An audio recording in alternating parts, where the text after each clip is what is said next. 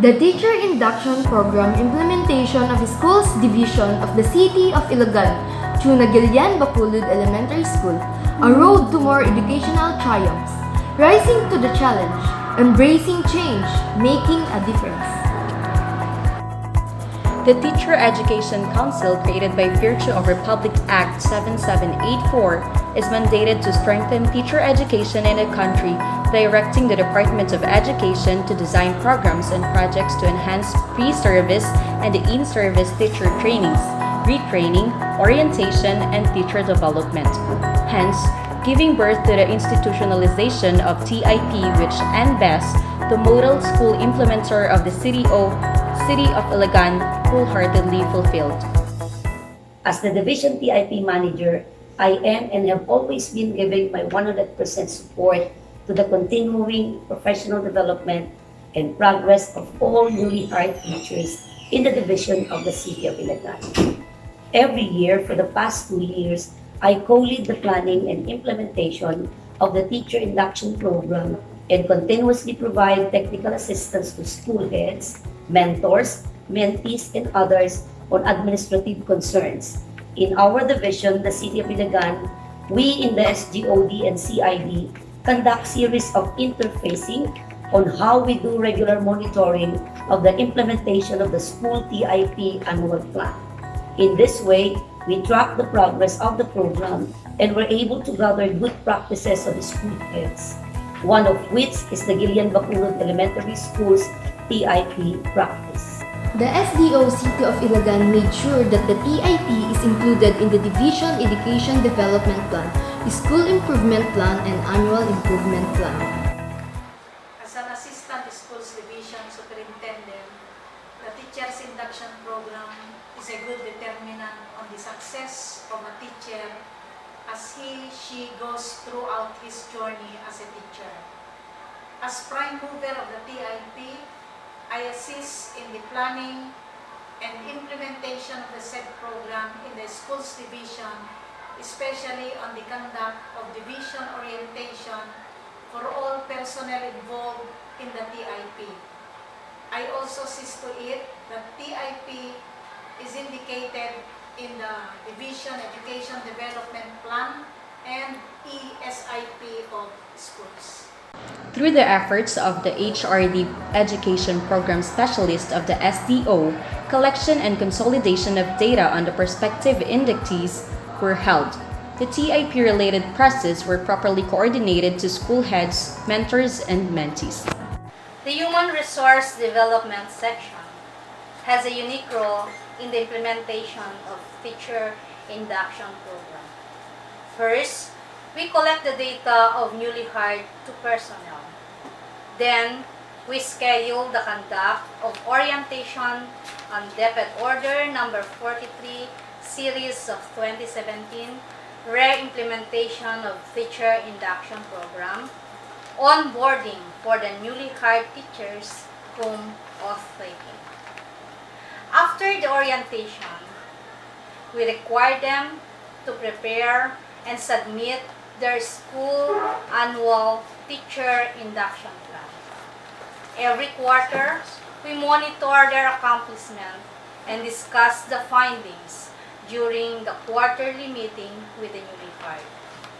Based from findings, we recommend localized policy for the approval of higher authority, one of which is the yearly conduct of training workshop on building desirable attitudes and commitment, or we called it BDAC, for the newly hires, wherein we discuss about values, code of professional ethics and standards, benefits of teachers, child protection, and the 12 programs, activities, and projects, so that they are fully equipped with knowledge, skills, and attitudes. As a result, NBES having one newly hired teacher, Ms. Jamaica Cadiz Mamawag, through the competent leadership of its principal, Ma'am Glaffy Bayukan Correct, and in cooperation with the SDO Implementing Task Force, rose to the challenge and launched its TIP implementation journey in 2018. Upon the cascading of the TIP policy guidelines, NBES administration began working on its action by formulating its TIP implementation plan integrated on its annual implementation plan. Glaficoreg made sure that the program is communicated to the school's internal and external stakeholders, and thus gives utmost importance and acknowledges the importance of sustaining the gains of TIP and ensuring learning is aligned to the existing DepEd programs, where the teacher mentee is assigned and or involved for the continuous professional development through the TIP inputs. Profiling of the teacher mentee, RPMS PPST Self-Assessment Tool and Development Plan, signing of TIP Learning and Action Development Plan Agreement. The various TIP processes were carried out via the TIP learning activities such as self-directed learning gave the freedom and convenience to the teacher to unpack her potentials for more meaningful learnings. SLAC sessions provided more rooms to acquire additional knowledge. In service, trainings were avenues for more growth and educational development. Mentoring sessions by the school head were done regularly during the mentee's most convenient times, where discussions and consultations were always done, like the MSAT or mentoring sessions at home, and the ISB, Istoryahan sa Bahay, where the mentor and the mentee cope up with the missed sessions due to unavoidable circumstances and the overlapping of activities. Contextualized mentoring tool was utilized to trace the process of the mentee and the program in general. Relevant and timely online mentoring sessions were carried out, a proof that the mentee and the mentor are ICT skilled equipped. Very effective newly hired teacher-master teacher body was laudable as it cultivates the value of sharing among seasoned newbie teacher. Learning Barkada fosters a good rapport amongst teachers working for the common good. The dutiful conduct of rigid instructional supervision was done in a very healthy and friendly manner, promoting positivity. The helpful, significant provision of technical assistance and monitoring of TIP implementation by the SDO, assessing the impact to the teaching-learning process. The application of learning by the newly hired teacher in the teacher induction program were monitored through the conduct of classroom observation and instructional supervision. This instructional supervision, conducted by the school heads, were regularly supervised by the Curriculum Implementation Division through the education program supervisors. As a result of the CID monitoring and evaluation, Nagilian Bacolod Elementary School sustained the implementation of instructional supervision to the new teacher utilizing classroom observation tools. Appropriate technical assistance was also extended by the school head and the CID team to address the instructional need of the newly hired teachers. Furthermore, Nagilian Bacolod Elementary School reporting of monthly instructional supervision accomplishments to newbie teachers were substantial and submitted on time to this office. And all of these efforts were recognized and acclaimed in January 24, 2019 during the National and Regional PIP Monitoring Team visit at NBES, spearheaded by the TEC Director and TIP Policy Author himself, Sir Runby Mangera, and came up with the following findings. Best practices were evident, meaningful, and relevant, all contributed to the successful execution. Mentoring really took place and had effected notable changes in the teaching styles of the mentee. Suggested TIP learning activities called from the TIP policies were employed effectively and efficiently. The TIP was done in a teacher-friendly manner. An updated and comprehensive portfolio of the school head and the newly hired teacher were provided. Technical assistance were extended by the implementing task force from the school division office. making the TIP plan of NBES worthy of sharing in future TIP conventions. With the successful implementation of the TIP, fruits are reaped, return of investments are apparent. The TIP ignited the passion and developed the strong commitment of teacher-mentee. Magandang hapon po. Ako po si Jose B. Paduyman Jr. Kasalukuyang guro sa Nagilian Bacolod Elementary School. Kasamahan po ni Teacher Jamaica C. Cadiz Mamawag. Kasalukuyang ICT coordinator po namin sa paaralan. It regards po sa kanyang position bilang isang ICT coordinator, hangang-hanga po ako sa kanya kasi nakita ko sa kanya ang commitment ng pagiging isang ICT coordinator. Actually po, pag kami mga guro lumalapit sa kanya at humihingi ng tulong patungkol sa computer ay hindi po kami nahihirapan na i-approach ang teacher na ito. Actually, very committed siya. Minsan nga, umuwi na yan ng late dahil sa gusto niyang tapusin yung trabaho niya bilang isang ICT coordinator. Minsan pa, ay gabi na rin siya dahil gusto niyang tapusin yung mga trabaho na ibinigay sa kanya ng aming pong school head. Sa pagiging co-teacher naman, hanga din ako sa kanya kasi friendly po yan. Nakangiti lagi yan. Kapag kinakausap mo, bihira mo makita yan na nakasimangot. Dahil siguro meron po siyang inspirasyon bilang isang guro. Isa pa na kahanga-hanga sa kanya bilang isang co-teacher ay yung pagiging, makikita mo po sa kanya yung lalapitan kanya at tatanungin kung ano ba ang maitutulong ko sa iyo. Doon ako umahanga sa kanyang pag-uugali. Dahil po dyan, ay saludo po ako sa kanya at nakikita ko po sa kanya na malayo po ang mararating niya bilang isang guro ng aming pong eskwelahan. Maraming salamat po at magandang hapon po. Jamaica Mamawag as a teacher and a co-worker. So, masasabi ko na si Ma'am Jamaica is a performing teacher. Why? Because pinapakita niya talaga ang kanyang kakayahan. He is trying her best to give everything for the pupils. And being a co-teacher, nakikita ko rin sa kanya na siya ay talagang dedicated sa kanyang work because she comes to school early and prepares her lesson very well. Being her co-body as an observer, so he is very willing to accept suggestions. And he is a down-hearted teacher because every time na nagbibigay ako sa kanya ng tulong about the demonstration, he is always willing to accept. And Jamaica, I can say that Jamaica is a performing teacher. Ako po si Valerie Agoot, isang kako-teacher ni Ma'am Jamaica Mamawag. Si Ma'am Jamaica po ay isang teacher na mabait. Hindi lang siya yung teacher na basta kako-teacher mo, siya din ay isang kaibigan.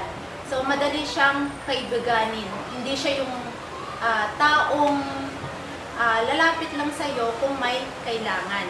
Handa rin siyang i-share kung ano yung mga ideya na halimbawa doon sa mga ICT na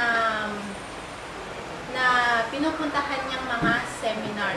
Kasi ako yung kasama niya bilang isang co-ICT coordinator. Siya yung katulong ko na hindi siya uuwi hanggat hindi niya natatapos kung ano yung mga dapat na tapusin yung mga reports.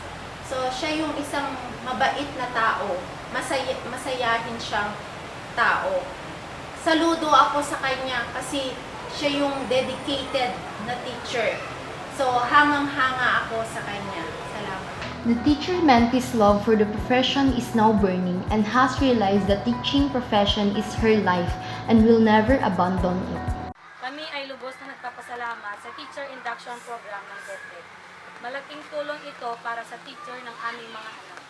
Dito sa Nagilian Bacolod Elementary School, witnesses kami kung paano nito binago ang pagtuturo ni Ma'am Jamaica. Sa gabay ng aming punong guro, naniniwala kami na ang matiwasay na isasagawa ang programa at nagdulot ng magandang resulta, lalo na sa aming mga anak.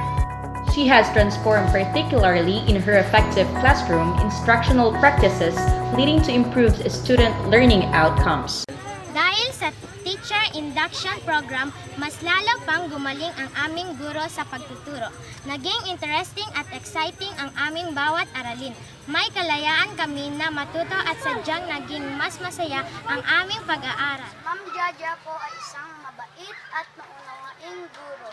Dahil po, siya po ang nagtuturo sa amin pag may hindi kami nalalaman na aming lessons. At siya rin po ang nagsisilbi tagapayo sa amin dahil po pag may nagawa kaming pagkakamali, siya po ang tumatama. Undeniably, TIP has impacted positive results in the lives of the students and the teacher-mentee. As a teacher, it is a daunting task to add life to our pupils' school days by generating their interest. We must work to move away from the traditional methods of teaching and using a more creative and abstract ways of presenting topics to our classes. As I entered the Department of Education, I found out that classroom is composed of diverse learners who I must have to face on. Of course, I was incredibly nervous on my first year of teaching. At first, it is difficult for me to figure out what I should do for every day. But with time, the process got a little bit easier through the teacher induction program and the assistance given by the personnel in the division office, my co-teachers and school heads in implementing the said program. I am thankful for all the insights they provided me in the different situations embedded in the TIP modules, which helped me a lot to further develop my skills and ability as a newly hired teacher on how I must have an abundance of initiative to deal with my learners by having a strategic focus and clarity of purpose I intended to address immediately. The TIP indeed transformed me, made me better, and gave me the realization that teaching is very fulfilling. This journey made me realize that teaching is my life, and I will remain a committed and dedicated teacher forever. TIP implementation of NBES, having done all the prescribed activities stipulated in the TIP policy, is indeed worthy of praise and emulation. As a modern-day school head who cares for the professional growth and development of newly hired teachers, the Teacher Induction Program is a God-given answer on how we can transform these newbies to be the kind of teachers that our department needs now. Committed, dedicated, and service-oriented teachers. Hence, we started the implementation by carefully crafting our plans and actions. We made sure that all the desired actions and results are achieved. We put into foremost considerations the guidelines that are stipulated in the TIP policy. This served as our guide. There were some petty concerns along the way, but through our concerted efforts with my colleagues, we were able to carry out our plans and gain good results. Kudos to the recipient of this program, Jamaica Simamawa, for a job well done. She was a diligent mentee. Her willingness to learn sets her apart. She unselfishly submitted herself to the program and made the most out of it. And really, I believe that this has transformed her. As a result, in my humblest way, I could say that the implementation of Teacher Induction Program in our school was a success. We have come victorious in seamlessly immersing our new teacher in the teaching profession in the public school system. We have improved her knowledge, skills, attitude, and values. Now, I am confident that Jamaica is a competent teacher who has a high level of commitment and dedication. Thank you to the Teacher Induction Program. Thus, the Teacher Induction Program is one platform that helps newly hired teachers in meeting the demands for quality educators and school leaders. And the SDO City of Iligan is a frontrunner for such cause and advocacy. Initiatives on Teacher Induction Program in the Schools Division of the City of Iligan began in 2016. The Teacher Induction Program implementation journey started with the organization of the management team, designation of the program manager and coordinator to ensure its integration in the DEDT. The implementing task force provided technical assistance to the division TIP players on curriculum-related concerns, collect and consolidated data on prospective inductees, coordinated with the school heads, mentors, and mentees about the TIP-related processes in the division. School heads were capacitated to serve as mentors. Here in the Schools Division of the City of Iligan, Nagilian Bacolod Elementary School rose to the challenge and made the most out of this program, hailing them as the model TIP school implementer upon monitoring and validation of the TEC Director himself, Sarun B. Manguera.